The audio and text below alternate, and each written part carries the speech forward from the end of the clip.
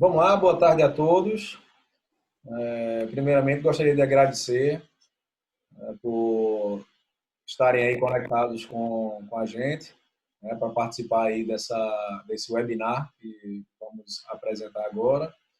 Eu sou Delmar Siqueira, sócio de Urbano Vitorino Advogados, e aqui hoje estão Vitor Sade, que é estagiário do escritório, da equipe empresarial e acadêmico de Direito, estudioso do tema de propriedade intelectual, né? E Bruna Tavares, também da nossa equipe do escritório da área de Direito Empresarial, advogada especializada em propriedade intelectual e recentemente, acho que semana passada, não foi isso, gente?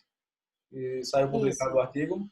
Eles são isso. coautores de um artigo que foi publicado na semana passada em sites especializados, exatamente com esse tema, que é a quebra de patentes em situações de crise. E daí surgiu a ideia de a gente ampliar um pouquinho a discussão, trazer aqui para um fórum de webinar, para falar um pouco mais sobre esse tema. Então, vamos tentar fazer uma apresentação dinâmica, trocar aqui algumas ideias.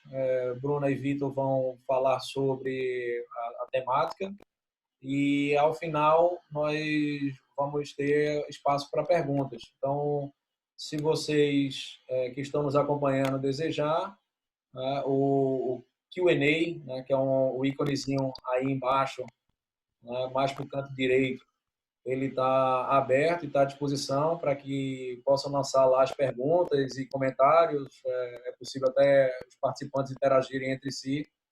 E aí, ao final, a gente responde as perguntas. Estou vendo aí já que algumas pessoas estão nos cumprimentando pelo chat. Se possível, concentre as perguntas no Q&A, porque fica mais fácil para a gente acompanhar aqui.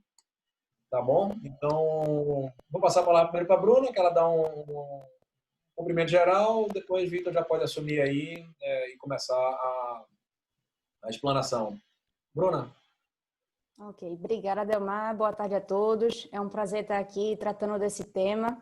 É um tema tão atual e necessário, né, de ser debatido. A gente vai também tentar simplificar um pouco a linguagem, né, desmistificando um pouco a complexidade do tema que envolve a propriedade intelectual como um todo, especificamente a parte de patentes, mostrando como esse instituto é tão presente no nosso dia a dia. Então, agora eu vou passar a palavra para a Vitor também, que vai traçar um panorama geral sobre o assunto. Depois eu vou tratar de alguns aspectos que têm sido bastante discutidos atualmente, Brasil afora. Vitor, por favor. Boa tarde, Delmar. Boa tarde, Bruna. Boa tarde, espectadores. Bom, para a gente chegar no nível desse debate que a gente vai criar hoje com base no artigo, eu acho importante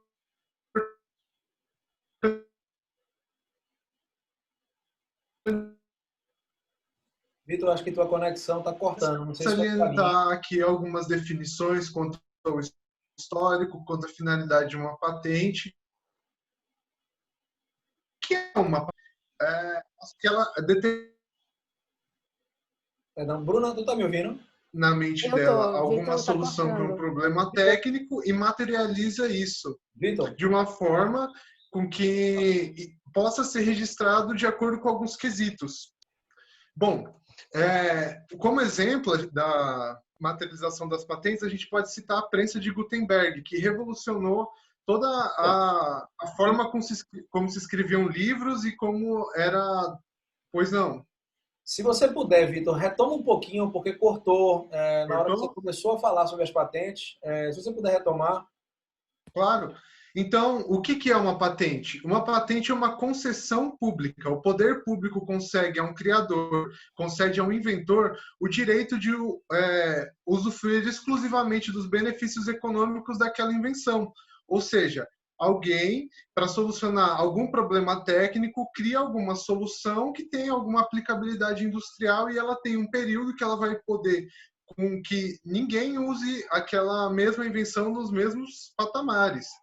A gente pode citar aqui a prensa de Gutenberg, como eu ia falando, que revolucionou toda a forma como se faz jornal, como se faz livro hoje em dia, e que foi fruto de uma patente. Eu acho que, para contextualizar ainda esse cenário, dá para a gente citar o histórico das patentes. A primeira patente concedida data de 1421. Era um dispositivo para transportar cargas civis dentro da cidade. Mas foi só em 1474 que surgiu o Estatuto de Veneza, que tratava de conceder 10 anos de exploração exclusiva daquela criação para o inventor, o que já vai ser o início de uma legislação atual. Cabe salientar que é uma criação renascentista, que data lá do século XV, e ela evolui juntamente com o sistema econômico que a gente tem hoje. Então, tem essa ligação muito importante que a gente também vai explorar aqui. Bom, quando a gente pensa em patente, não faz sentido com que a gente pense que uma exploração ela só pode ser protegida em um local. Por exemplo, eu faço o depósito do meu pedido de patente nacionalmente e viesse terceiros de outro lugar e registrassem paralelamente em outro país essa minha invenção e concorresse. Antigamente isso era comum.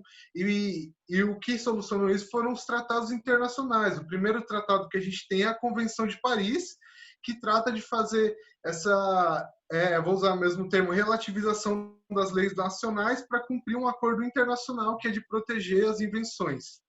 Bom, tendo isso em mente, a gente já pode saber que máquinas são patenteáveis, que produtos eletrodomésticos são patenteáveis, que fármacos são patenteáveis.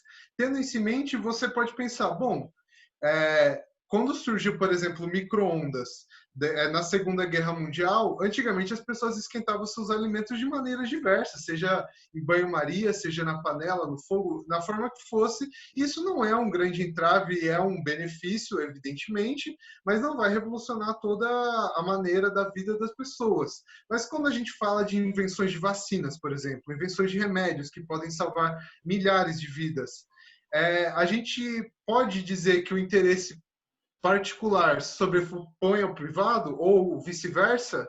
É um debate que a gente vai trazer aqui hoje. E para entender isso, é importante entender a finalidade de uma patente. Como já dito anteriormente, a patente ela concede o direito de que terceiros não copiem a sua invenção durante um determinado período de tempo, ou seja, você pode explorar economicamente aquela sua criação.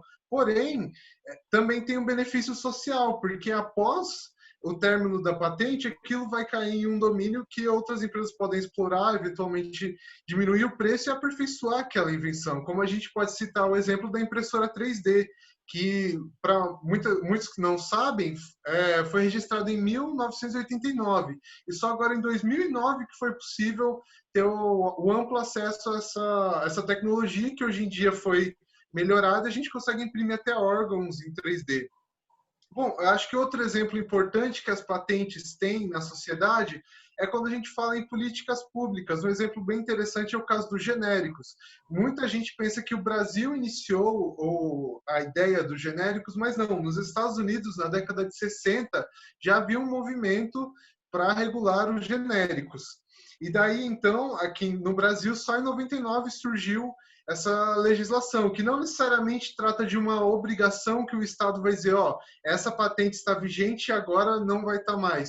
O que eles fizeram foi uma reunião de diversos medicamentos que já haviam vencido a patente, ou seja, já tiveram a exploração econômica para regular esse tipo de medicamento, e é um exemplo de como as patentes concedidas anteriormente trouxeram um bem social, porque hoje a gente tem remédios a custos muito mais baixos. E a gente entra, baseado nesse assunto, no direito ao acesso à saúde, o direito constitucional. O que prevalece? O acesso à saúde ou será que prevalece a livre iniciativa? É um debate que a gente vai traçar aqui hoje para tentar trazer algum grau de inovação legislativa, o que a gente está fazendo atualmente, e eu vou passar a palavra para a Bruna, que ela vai fazer comentários sobre o tema e vai aprofundar um pouco mais. Obrigada, Vitor. Antes de Bruna falar, Vitor, deixa eu só fazer um pequeno resumo, e aí você vê se você concorda comigo. Então, o ser humano ele tem uma capacidade muito grande de inovar, e o ser humano ele é muito inventivo, né? E ao longo da história a gente evoluiu criando coisas novas ou métodos novos, né? a regulamentação da patente, né, a criação do direito de patente, foi uma forma de estimular essa capacidade inventiva do ser humano, mas, ao mesmo tempo, quando se coloca um prazo, sem que criasse um monopólio sobre aquela invenção e não permitisse que a coletividade, a sociedade como um todo, e a gente está falando até em âmbito internacional, né, a partir das convenções internacionais, que isso não impedisse que a coletividade também se beneficiasse daquelas invenções. Então, basicamente, é isso, né? O direito à patente ele visa estimular a inovação sem esquecer a necessidade de democratizar aquelas invenções para que elas tenham uma utilização cada vez maior e facilitada. Exatamente.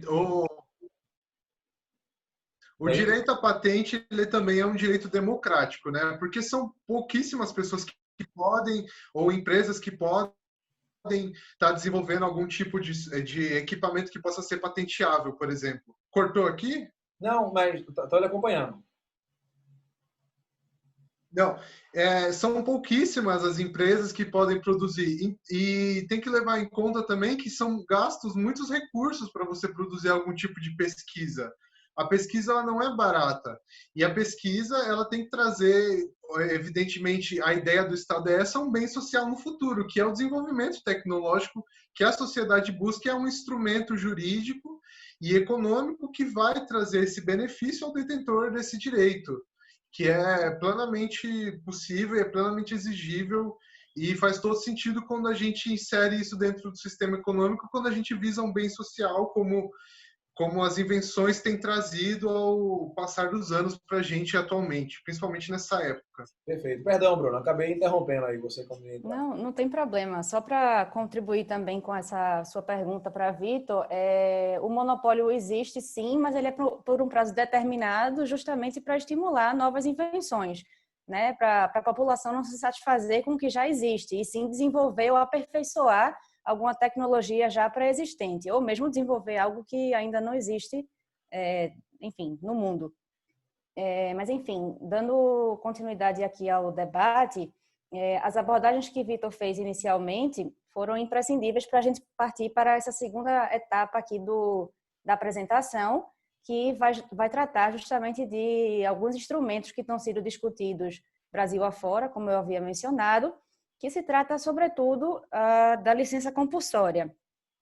Por meio desse instrumento, que é previsto na legislação nacional, a Lei de Propriedade Industrial, o titular de uma patente pode vir a ser obrigado a fornecer a sua tecnologia, em alguns casos, só que a gente vai abordar mais aqui a questão da emergência nacional ou do interesse público. Depois eu entro um pouquinho mais nas outras situações, mas só para explicar para vocês. Mas, enfim, nessa situação de emergência nacional ou interesse público, o Ministério da Saúde pode obrigar o titular da patente a fornecer a terceiros ou mesmo ao poder público, caso sejam capazes de produzir determinada invenção, a fazê-los mediante oferecimento de algumas condições, como remuneração, prazo de validade da licença e outras questões. Essas condições, entretanto, não serão oferecidas no caso da licença compulsória ser declarada no momento de urgência. Então, a gente tem aí uma exceção a essa regra, que já é excepcional na realidade, né? Que a patente ela deve vigorar por um prazo determinado, mas é possível relativizá-la nessas condições.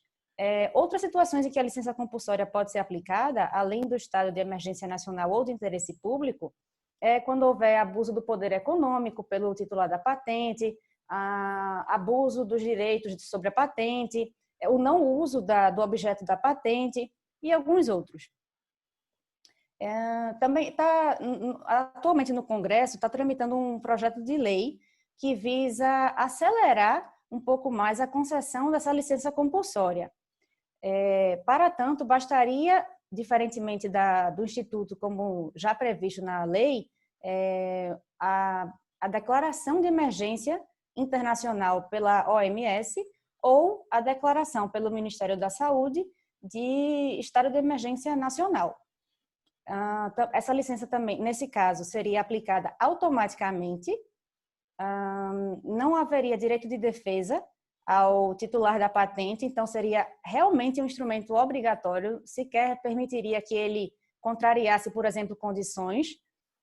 As condições, nesse caso, já vão ser aplicadas automaticamente, remuneração, prazo de validade da licença e tudo mais, e abrange não só o titular da patente, que é, como o Vitor bem colocou, a pessoa, de fato, o inventor, aquele que detém os direitos de exclusividade e de exploração sobre aquela invenção, mas também a pessoa que tem a mera expectativa de direito, que é quando a pessoa desenvolve alguma invenção, submete à análise do INPI, que é o órgão competente para conceder patentes, registrar marcas e outros objetos de propriedade industrial.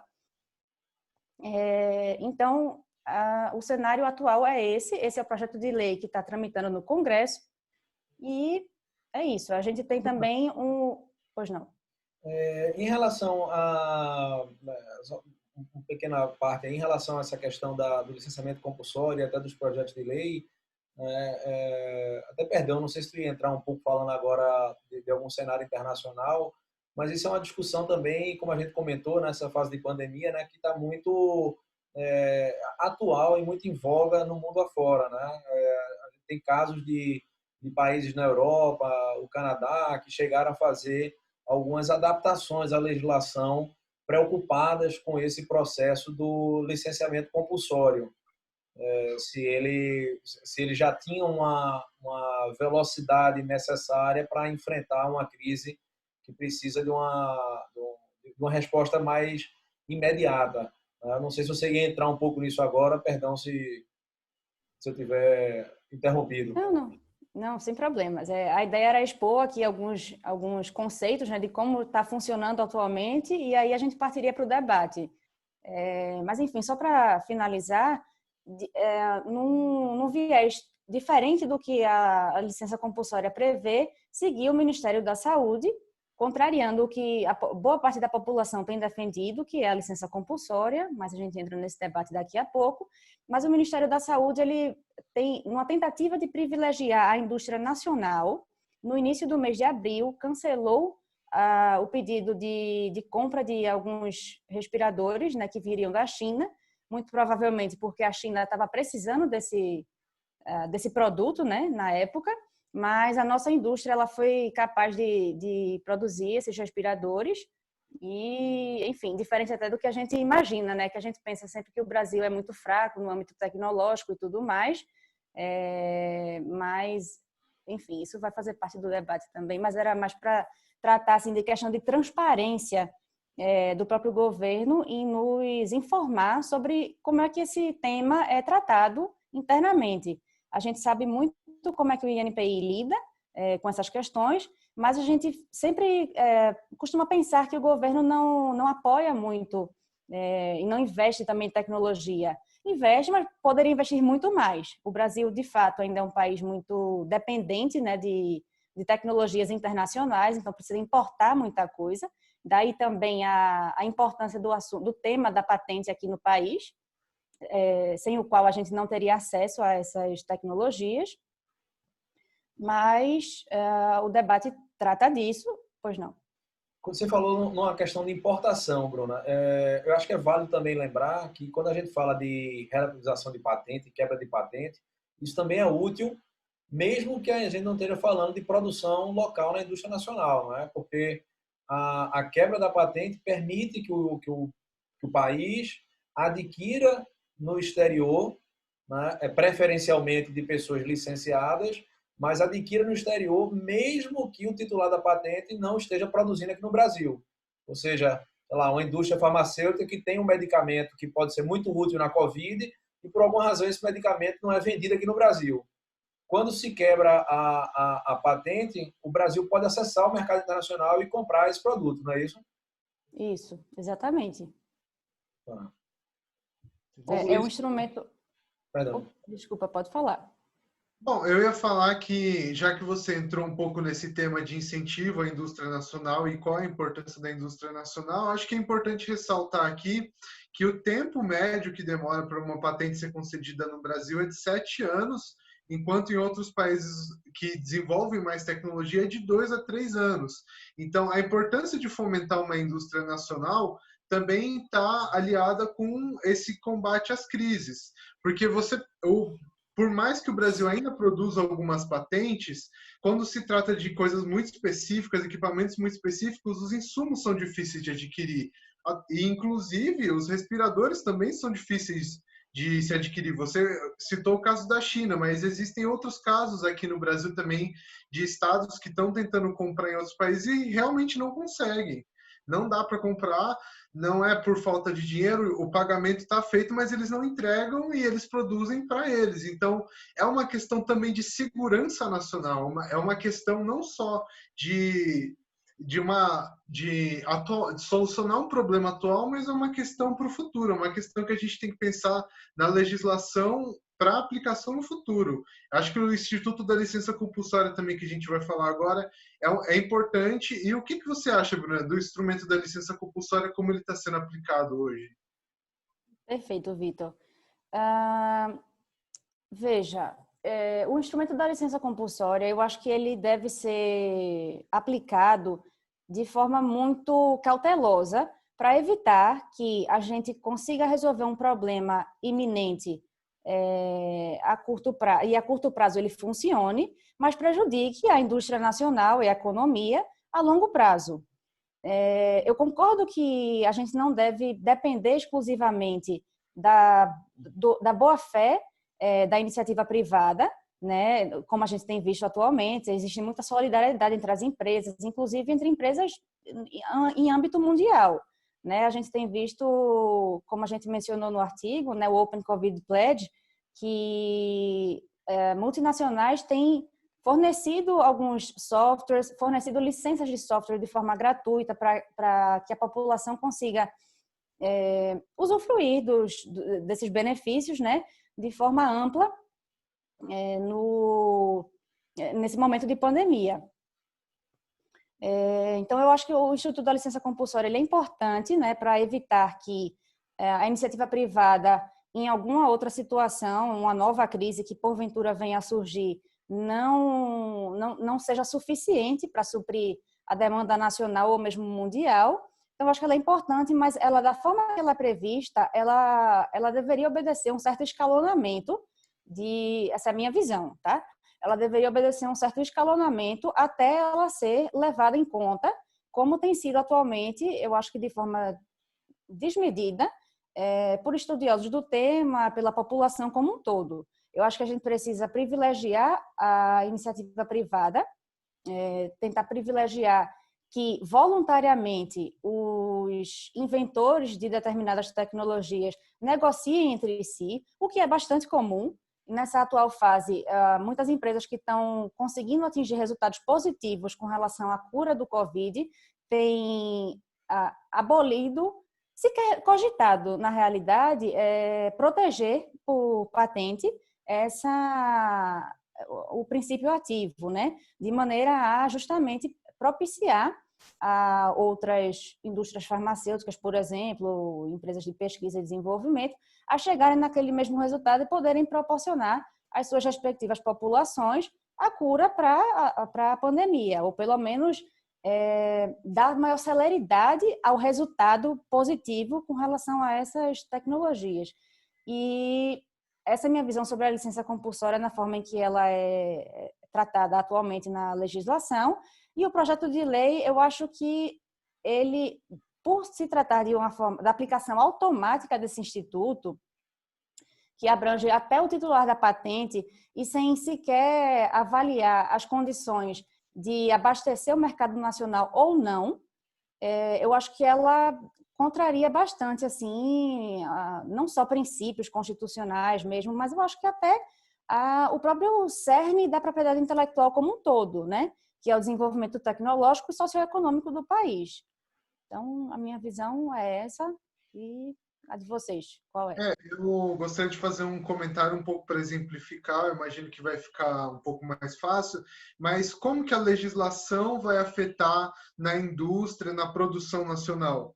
Por exemplo, se a gente tem um país que está previsto na sua legislação a licença compulsória e ela é concedida com análise de critérios muito subjetivos ou ela sempre é concedida? Imagina que eu sou uma indústria farmacêutica e vou produzir algum determinado remédio. Eu não vou optar por produzir num país que provavelmente não vai me privilegiar em questão legislativa. Então, é pensar também um pouco no futuro, como a gente trata essas crises. Porque hoje a gente vive a crise do coronavírus, mas diversas crises sempre vão ocorrer, sempre ocorreram, e o direito de propriedade intelectual nem sempre pode ser relativizado. Eu acho que um ponto que a gente entra em comum aqui é que precisa ser analisado com muito cuidado e materialmente, porque existe todo o investimento em pesquisa. Quando um fármaco vai ser produzido, milhares ou bilhares de outros testes são feitos, muito dinheiro é gasto e precisa haver um retorno disso, né? A empresa, às vezes, depende daquela pesquisa em específico que vai ser relativizada.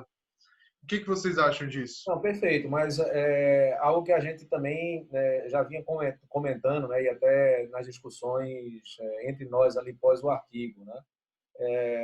É verdade que a legislação da propriedade intelectual e industrial ela vem para estimular, mas a gente, como você bem colocou no começo, a gente não pode permitir, ou a gente não deve permitir, pelo menos é como eu penso, que direitos individuais se sobreponham a direitos coletivos.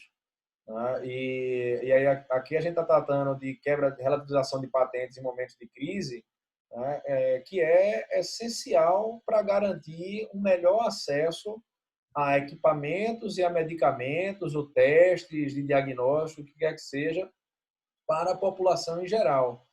Então, o que a gente estava falando tecnicamente é que o arcabouço legal, né, ele deve dar segurança à indústria e aos inventores de que as regras de propriedade intelectual e de propriedade industrial, que são regras mundialmente aceitas, serão respeitadas, né? E não criar situações de licenciamento compulsório de uma forma não criteriosa, né?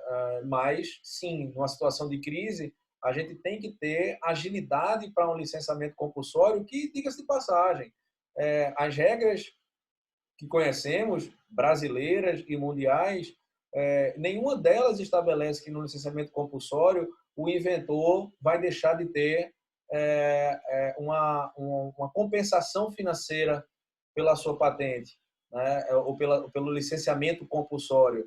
Né? Por exemplo, a gente tem situações em que já há definição legal de qual seria esse valor. Né? A gente tem hipótese de países que não há uma definição, mas que precisa ser definido, né? E que as convenções internacionais elas prevêem ou elas pregam, né, que os países, ao regulamentarem isso, devem privilegiar o direito econômico também do inventor no licenciamento compulsório. Então, não é simplesmente o licenciamento compulsório, é um mecanismo extremamente interessante, útil, e não é simplesmente quebrar e o inventor está a ver navios. Né? Ele, obviamente, a gente sabe que muitas vezes o investimento é alto, mas ele vai ser recompensado. E como o Bruno também abordou, né, em situações de crise, né, a gente está tendo aí uma grande demonstração de várias empresas contribuindo entre si. Isso poderia acontecer, essa contribuição poderia acontecer em momentos também sem crise? Sim, talvez se principalmente a indústria ligada à saúde, fármacos e equipamentos médicos, eles tivessem protocolos de cooperação um pouco maior, como existe em outras indústrias de tecnologia. Telefonia e comunicação é uma indústria que compartilha muito mais de padronizações, né? E aí talvez poderia ajudar. Mas, Vitor, até lembrando, você no artigo cita um caso já durante a Covid de uma situação em que a empresa titular não teve nenhum tipo de objeção, não foi isso? Foi lá na Itália, se eu não me engano. Isso, exatamente. No artigo, que para quem tiver interessado está disponível também nas redes sociais do escritório, a gente fala de um caso que protagonizou esse debate que a gente está trazendo aqui hoje, que foi o que aconteceu? Durante a pandemia, muitos respiradores não puderam ser entregues para uma cidade específica da Itália, a cidade de Brescia, e um hospital ficou desesperado, não conseguia nem a custos altos comprar esses respiradores, e eles tiveram que, a alternativa foi desenvolver. Então, com base em engenharia reversa, eles pegaram um respirador que antes custava $11.000 no preço comum e produziram ele por 3 euros para estar utilizando. Evidentemente, não era a mesma qualidade, evidentemente era um produto diferente, mas supriu aquela necessidade urgente. E o interessante dessa história é que a empresa que era titular da patente não buscou danos, não buscou pleitear os seus direitos de propriedade intelectual, o que faz todo sentido atualmente e é como tem se dado o debate, né? Como é importante que as empresas, que o mercado privado consiga distribuir essa propriedade intelectual sem que haja uma força estatal que vai lá e impõe, até porque, como você pontuou, não que necessariamente o empresário não tenha um valor econômico através da licença compulsória, mas como uma crise exige um timing muito rápido, nem sempre a gente sabe se o tempo que ele vai demorar para oferir aquele valor ali, ou o valor que vai ser contribuído em porcentagem da distribuição, como eles fazem, vai ser justo. A gente não tem exatamente como saber. E uma crise demanda um tempo muito rápido. Então, não é só a gente falar de um instituto legal. Quando uma patente é quebrada, precisa criar uma indústria nacional que produza, uma indústria de distribuição. São muitos quesitos que têm que ser levados em conta, além, é claro, do futuro. O que você espera com isso? Qual a visão que outros países, as empresas vão ter dessa utilização, né? Perfeito.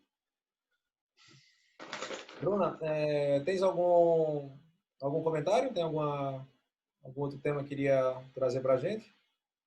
Só retomando aqui também a questão da licença compulsória, eu vi aqui um comentário falando que a quebra de patente foi muito importante no tratamento do HIV. Exatamente, foi a primeira vez no Brasil que a licença compulsória foi aplicada, de fato, por questões econômicas mesmo, justamente como uma forma de proporcionar ao governo, sobretudo o Ministério da Saúde, a barganhar o valor desses medicamentos, né? Que era extremamente custoso, a população, óbvio, é muito maior, o número de infectados é muito maior do que o número de indústrias que desenvolvem tratamento para esses vírus, e essa foi uma forma que o Brasil percebeu que seria útil para reduzir o valor do medicamento específico. E essa questão esse comentário realmente é bem interessante, porque isso não é nem só no Brasil, né? A gente vê essa discussão do licenciamento compulsório, da relativização, principalmente em países africanos, países subdesenvolvidos, e você tem notadamente ali uma concentração no continente africano de falta de capacidade econômica de acessar medicamentos mais modernos por serem muito mais caros, né? E o acesso se dá necessariamente através disso, porque como o Vitor colocou, a indústria nacional ter capacidade de produzir é um elemento. O outro foi até aquele que eu abordei em determinado momento, que você quebra a patente para ter acesso no mercado internacional, né, aquele produto também, né? Então você com o licenciamento compulsório, você consegue fazer com que governos comprem em outros países medicamentos ou comprem, enfim, encomendem, né, a produção de outros países, né? Você tem a Índia recentemente fez isso com uma medicação que estava experimental no Covid, né? E a indústria de fármaco não fez qualquer tipo de objeção, porque também não teria, se entendeu que era legítimo o interesse. Então, você tem uma discussão mundial grande, e por isso que eu repiso aqui a minha opinião, eu acho que a gente compartilha aí dela, né, da importância, sim, de mecanismos de defesa para os estados soberanos, né, como o licenciamento compulsório, com regras para dar uma segurança jurídica à indústria inovativa, né? aos inventores. Né? Mas é bem verdade, realmente, essa questão da medicamentos para AIDS e outras doenças graves, malária também é uma coisa que acomete muito alguns países subdesenvolvidos e já tiveram muita dificuldade de acesso à medicação. Legal. Bom, eu acho que a gente passou por alguns temas bem interessantes, mas eu vou fazer uma pergunta que pode ser simples, mas também pode ser complicada de responder, que inclusive é o tema do nosso debate. Mas, respondendo simplesmente, vocês acham que as patentes devem ser relativizadas? Eu até, Vitor, eu entendo que sim, né? Em situações de crise, veja, novamente, a gente está focando aqui em situações de calamidade de saúde, né, que é o tema do nosso debate. Como a Bruna disse, tem outras situações de licenciamento compulsório que não são objeto dessa discussão e que, pelo menos, a legislação brasileira ela assegura o contraditório. Né? Então, quando é caso de falta de exploração, enfim, desuso, ela tem um procedimento, né, que assegura o contraditório. Existe um procedimento administrativo que é aberto, a parte se manifesta, demonstra por que ou não.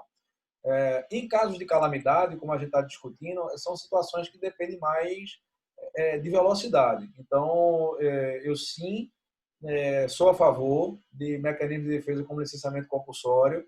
É claro que a gente sempre precisa reanalisar os institutos para modernizá-los, mas entendo que o arcabouço legal decorrente das convenções internacionais, e aí a gente está falando de Convenção de Paris, a gente está falando do TRIP, né, que também é outro acordo importantíssimo ligado à Organização Mundial do Comércio, que até recentemente recentemente não, né, mas na década passada, aí no 2000 e alguma coisa, teve a Declaração de Doha, exatamente interpretando, e aí depois eu deixo o Bruno, se ela quiser ser mais específica aí do conhecimento dela sobre a Declaração de Doha, né, interpretando melhor esses institutos. Então, eu sou a favor, e até a enquete que eu criei, né, que nós criamos aí do debate, né, do nosso webinar, era sobre isso, né, era se as pessoas, de forma geral, elas eram a favor ou contra.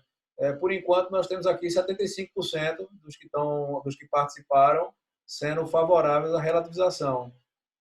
Bruna, não sei se tu tem algum comentário a fazer, quer dizer, tem, porque você tem que se manifestar, já que Vitor perguntou exatamente qual é a nossa opinião. Sim, respondendo logo diretamente a Vitor, sim, mas também acho que depende de uma série de situações. Delma pontuou esses acordos internacionais que foram imprescindíveis para a gente prever na nossa legislação brasileira a adequação da propriedade intelectual para a realidade global, analisando circunstâncias econômicas, sociais e de uma série de outros requisitos. Esses acordos internacionais vieram justamente para tentar uniformizar a observância, na verdade, da propriedade intelectual mundialmente. Ela tem por premissa esses mesmos princípios que a gente tratou aqui, né, sociais, econômicos, de desenvolvimento tecnológico e afins, e por isso ela, inclusive, diferencia.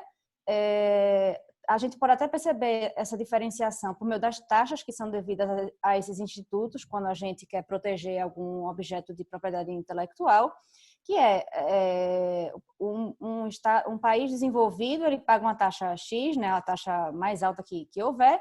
Tem diferenciações também para países em desenvolvimento e países subdesenvolvidos. Tratando especificamente desses acordos que Delma mencionou aqui, a gente traz ao debate justamente a licença compulsória, que, analisando justamente essa diferenciação, essa desigualdade, né, que a gente percebe entre os países, havia essa necessidade de prever um instrumento no âmbito desses acordos internacionais para que os demais países pudessem incorporar em suas legislações previsões que tratassem da possibilidade de esse poder de barganha, né, do próprio Estado poder ter com os outros, quando precisa oferecer à população acesso à saúde, mas não tem recursos para aquilo. Então, eu acho que esses instrumentos são essenciais a relativização da patente, ela deve existir, assim, deve ser prevista, mas, repiso, que aplicada de uma forma cautelosa, para a gente não ferir aí todo um panorama, todo o cerne da ciência, da propriedade intelectual mesmo. A grande importância dessa declaração de Doha, né, Bruna, foi exatamente de trazer uma interpretação, né, de como os países devem entender os acordos, a Convenção de Paris, o TRIPS, né, como eles deveriam entender para aplicar na legislação. Né? Então, em Doha foi feito isso, na declaração de Doha teve essa oportunidade. A gente já está com aproximadamente 45 minutos aqui de conversa e as pessoas já estão começando a lançar aqui algumas provocações daquele comentário que a gente leu há pouco. Eu vou aproveitar para ir trazendo aqui o que eles estão falando, tá, gente? E aí a gente vai respondendo e vai debatendo. Uma provocação que tem aqui é como a gente enxerga o mercado de patentes no mundo pós-Covid, dado que os países estarão mais fechados para os seus próprios temas e problemas. Né? Então, estou entendendo que quer saber da gente se a gente acha que uma crise como essa acaba travando mais a legislação de propriedade industrial ou abrindo a mais, e como isso vai ser tratado pós-Covid. Quem quer responder aí? Eu posso começar e a Bruna complementa, pode ser? Claro. Perfeito. Se a gente vê no cenário global o que está acontecendo hoje em dia, a gente não vê uma aplicação muito grande de licenças compulsórias sendo concedidas. Então, para o mercado, é uma questão importante se as licenças estão sendo concedidas ou não, e a gente vê que não está sendo concedida. Você perguntou também sobre se os países estão mais fechados para os seus próprios problemas. Eles se tornarão mais no pós-Covid e farão com que eles se tornem mais fechados, né? E como isso poderia impactar. Sim, com certeza existem questões internas que precisam ser resolvidas e as patentes muitas vezes podem estar inseridas nisso, né? Como eu disse, a gente não vê muita aplicação desse instituto ao redor do mundo, mas aparentemente ela tem se dado de uma forma de uma compartilhação maior, um compartilhamento mais interessante que a gente viu também no Open Covid Pledge. Então, com a questão das patentes, com a questão da disponibilização da propriedade intelectual, eu enxergo que há uma solidariedade dentro do mercado e que não vai afetar necessariamente toda uma legislação. Não vejo que vai ser uma revolução legislativa nesse sentido. Eu vejo que vai ser um enfrentamento que não vai levar necessariamente à justiça, ao legislativo. Eu acho que vai ser mais econômica mesmo. O que você acha, Bruna?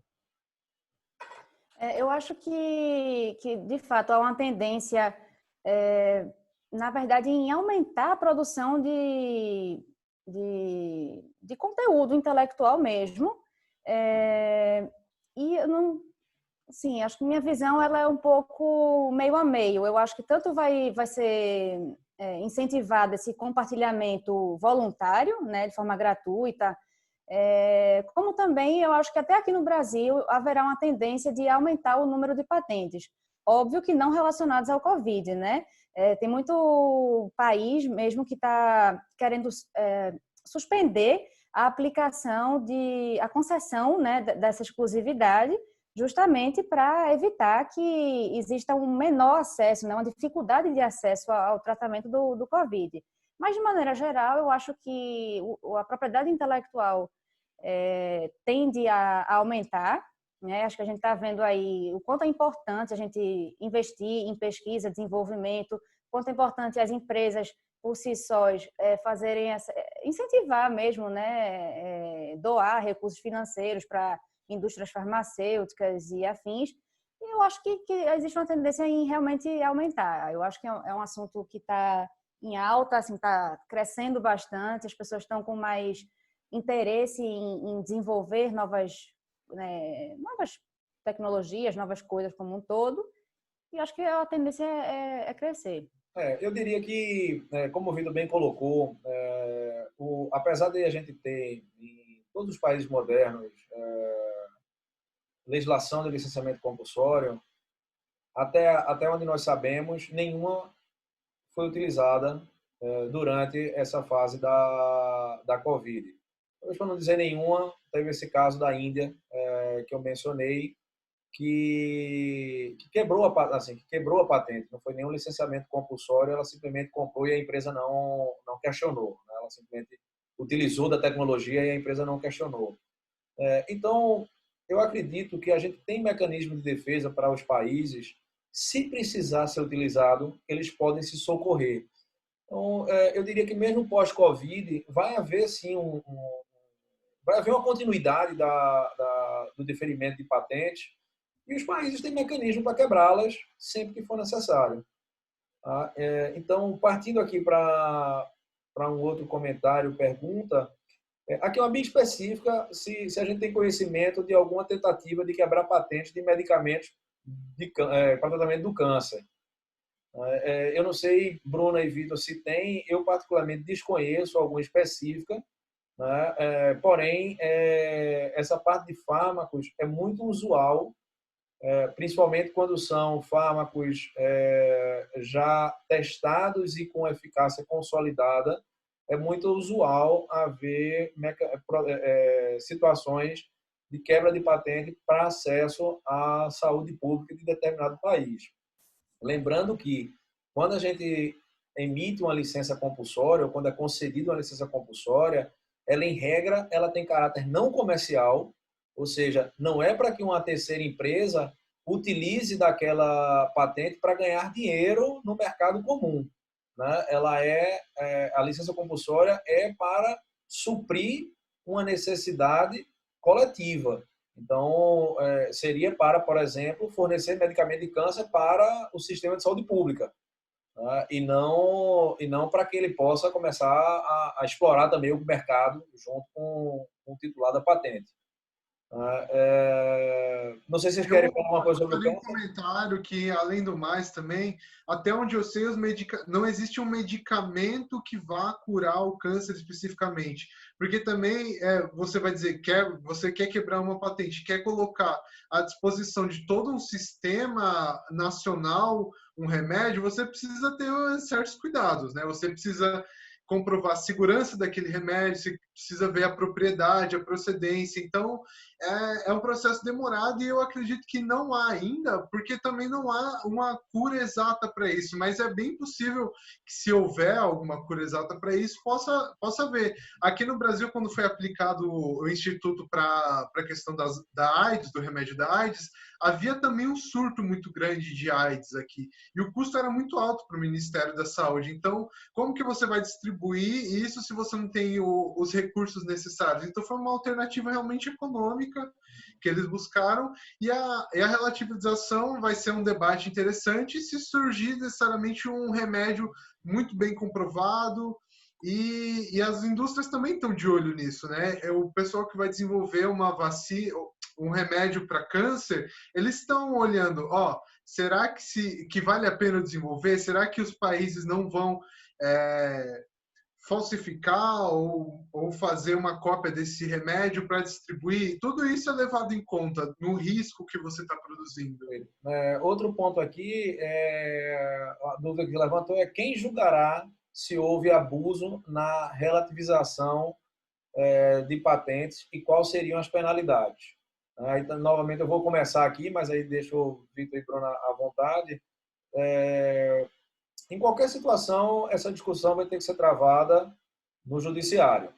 Tá? Então, se uma empresa entender que um Estado, né, vamos supor aqui no Brasil, né, se uma empresa entender que o Estado brasileiro, a União, ela decretou o licenciamento compulsório de forma exagerada, não respeitando o direito da propriedade da patente, ela vai ter que socorrer do judiciário para demonstrar isso. E, enfim, as penalidades seriam relativas a indenizações, né, que por ter causado um prejuízo a essa empresa.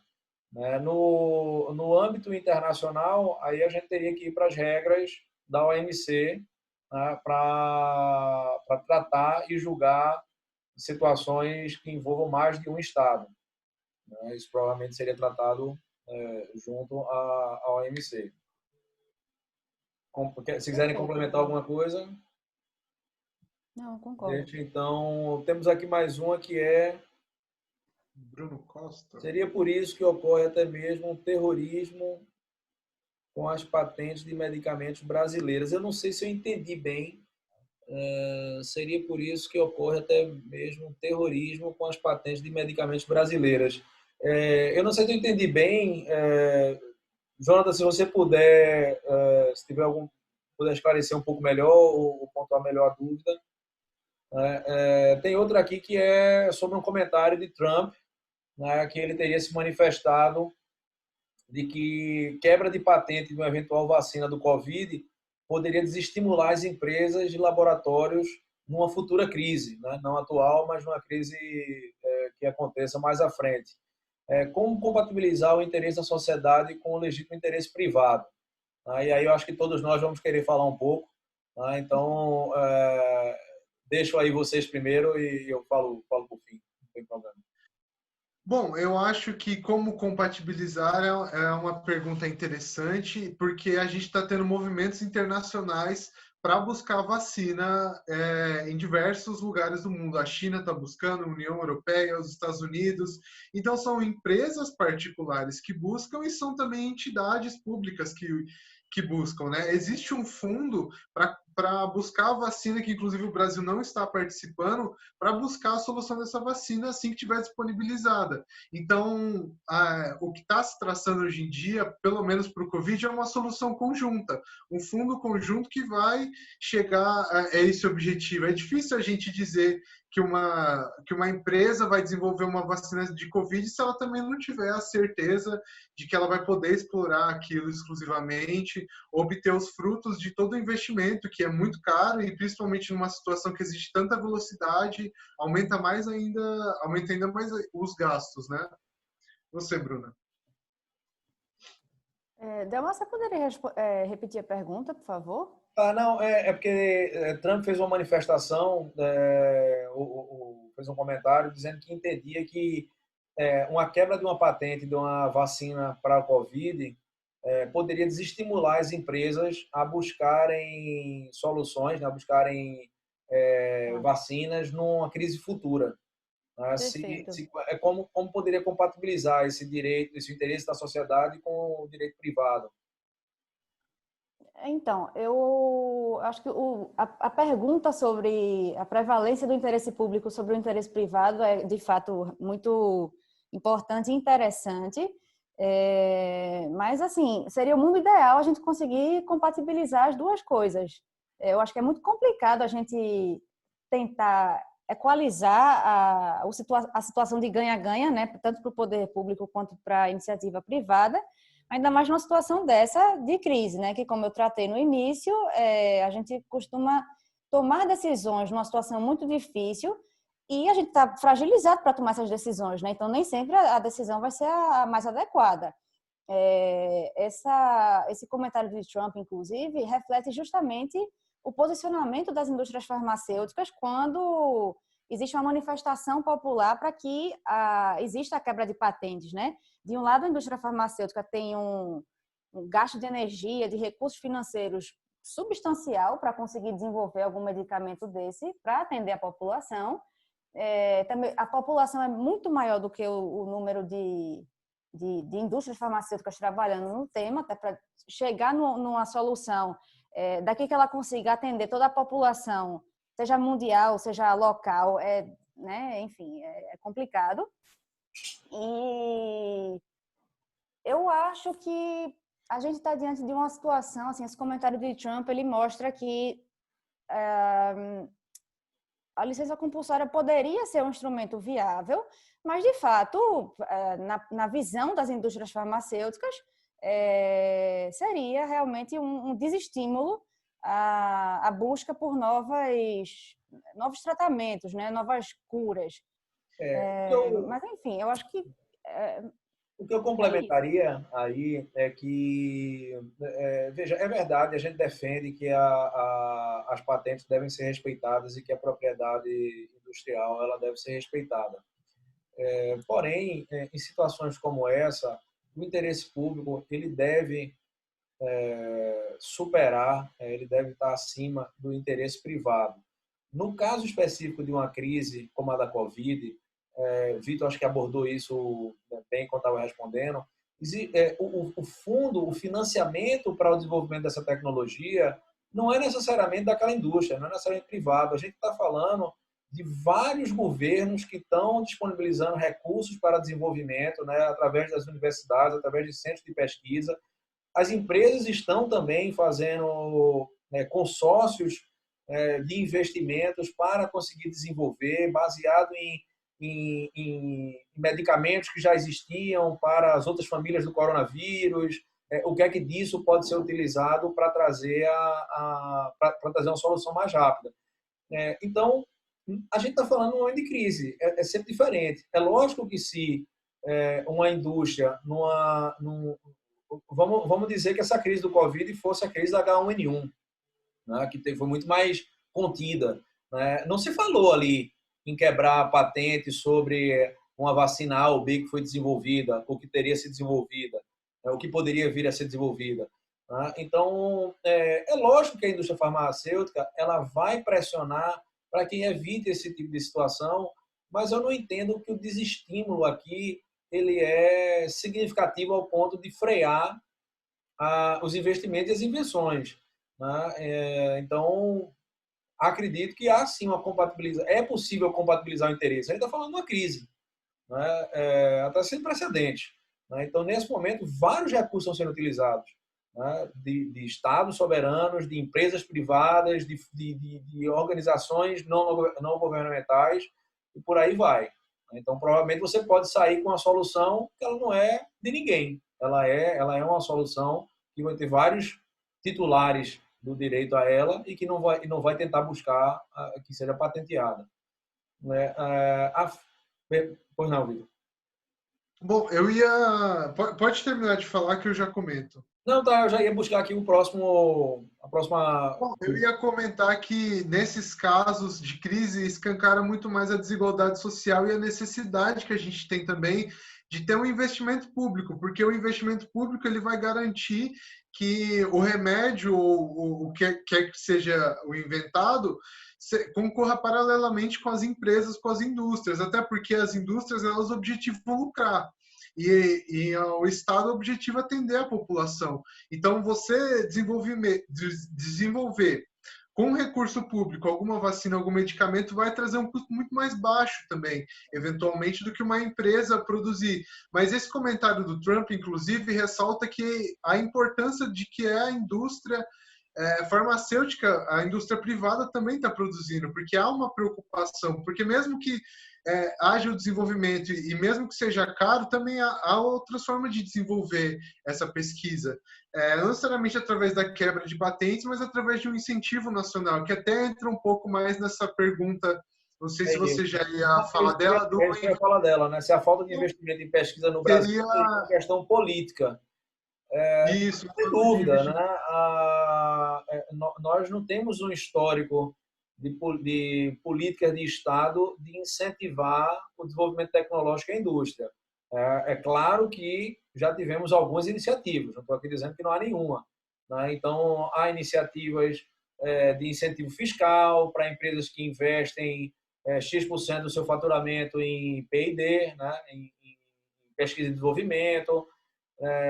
Então, há incentivos em algumas localidades, em alguns polos relacionados à tecnologia. Isso normalmente vem de incentivos fiscais.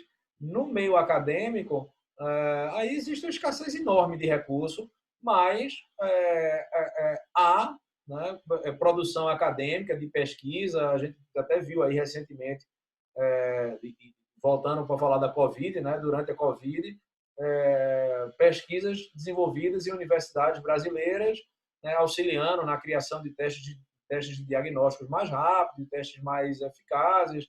A gente teve o caso recente aí do Laboratório Fleury, uma uma entidade privada, né, que desenvolveu aí um teste de diagnóstico mais célere, mas, sem dúvida, falta muito incentivo à produção a produção intelectual, a produção de tecnologia aqui no Brasil. Eu acho que isso tem sim uma questão política aí por trás.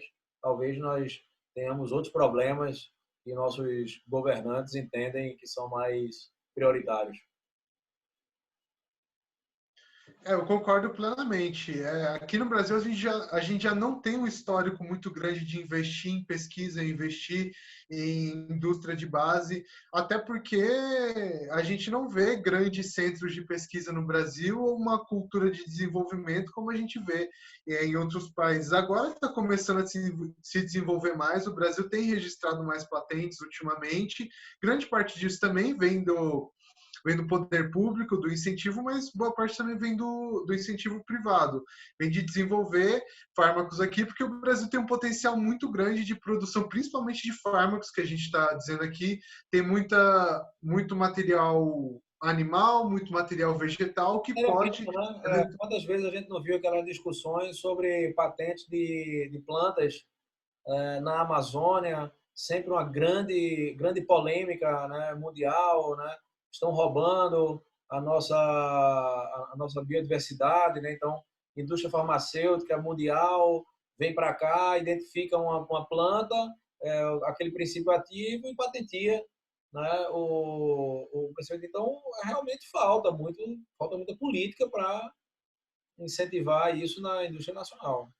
O Brasil sempre foi reconhecido como o grande celeiro do mundo, né? Então, basta utilizar isso para nós também, utilizar a indústria nacional, que é importante, nesses casos, principalmente para distribuição a custos mais baixos e também para fomentar um cenário nacional importante. Algum comentário adicional, Bruna? Sim, que a gente estava falando, eu acho que no começo do debate eu tratei da falta de transparência, né, com relação a, seja políticas públicas, seja de como é que funciona o tratamento, a pesquisa, desenvolvimento e novas tecnologias aqui no país, que a gente costuma realmente pensar que a gente desenvolve muito pouco e tudo mais, mas é mais do que a gente imagina, de fato. E até o Vitor tinha comentado também há um tempo sobre a demora que uma patente leva para ser concedida aqui no país. Então, essa visão geral e comum sobre esses institutos aqui no país já desestimulam por si só que seja grandes indústrias, seja o pequeno, a pessoa física ali que desenvolveu alguma invenção, que leve ao órgão competente, que é o INPI. Outra coisa também que, na verdade, isso aí não é falta de transparência, né? Mas eu soube porque eu trabalho no assunto, mas desde 2018 o INPI contratou mais de 50 novos analistas para justamente tentar reduzir esse backlog na análise de patentes, e já conseguiram reduzir em 80% o número de patentes pendentes de análise. Então, agora a gente está com um número bem mais reduzido. Então, esses 7 anos que antes levavam para uma média, né, de 7 anos que levavam para ser concedida uma patente, hoje em dia está quase chegando nesses 2 a 3 anos. Agora, óbvio que o Covid chegou para atrapalhar um pouquinho isso, né? Porque justamente todas as patentes relacionadas à cura do Covid estão sendo analisadas prioritariamente. Enfim, mas é uma coisa que a gente precisa realmente dar mais valor, dar mais estímulo, dar mais incentivo e buscar, de fato, obter a proteção que cada um que desenvolva determinada tecnologia que vá atrás daquilo ali. Óbvio que a gente gostaria que o poder público investisse mais, né, nessa área, porque a gente tem cabeças excelentes aqui no país, que infelizmente acabam indo para outros países, porque, né, lá eles dão muito mais valor, exatamente, e incentivam muito mais. Mas aqui a gente também tem um potencial muito grande e tem que investir nisso, assim, tem que acreditar e tem que tentar buscar soluções e enfim, é isso. As nossas universidades ajudam muito nesse tema. Desculpa. Nada? Eu achei que você tinha concluído. Bom, eu acho que atingimos aqui o nosso tempo, né? Já estamos com um pouco mais de 1 hora. Pelo menos os comentários que eu vi aqui, nós abordamos todos. enfim, não sei se vocês têm alguma coisa adicional que queira acrescentar. Se não, eu ia já passar aqui para as nossas conclusões, né? E passa aí a palavra para a Bruna, para a Vitor, se quiser se despedir, e aí na volta eu termino aí para finalizar aqui o webinar. Mais alguma coisa, gente? Eu queria agradecer a participação de todos, né, as perguntas que fizeram. Caso tenham qualquer pergunta adicional, nossos contatos também estão disponíveis, né, nas redes sociais do escritório. E foi um prazer estar aqui. Acho que o debate poderia ser ainda muito mais extenso, né, porque tem uma série de questões, de minúcias a tratar, mas o tempo é curto. Mas, enfim, é isso. Foi um prazer, agradeço a oportunidade. E é isso. Bom, eu também agradeço muito a oportunidade de estar participando aqui. Muito interessante ter um debate com essas pessoas super inteligentes que trouxeram para a gente um tema muito legal também. As perguntas também agradeço muito, contribuíram muito com o nosso debate. E aqui eu me despeço de vocês. Muito obrigado pela participação. Bom, é isso. Mais uma vez, a Bruna e a Vitor, obrigado, né? Foi fruto aí da produção do artigo de vocês que surgiu a ideia da gente falar sobre esse tema, né? Então, vamos continuar também fazendo a nossa parte, né, inventiva, né? E produzindo conteúdo, e aí a gente consegue fazer outros encontros como esse, debater outros temas, enfim, contribuir aí um pouquinho para a discussão de temas jurídicos, temas atuais. Foi muito legal e foi muito bom que vocês tenham tido essa iniciativa. É isso, obrigado a todo mundo que conseguiu aí ficar conosco durante esse tempo e que conseguiu contribuir aí de alguma forma, né, fazendo perguntas e provocações. Ficamos por aqui e até a próxima. Obrigado, pessoal. Boa noite. Obrigado, pessoal. Obrigada.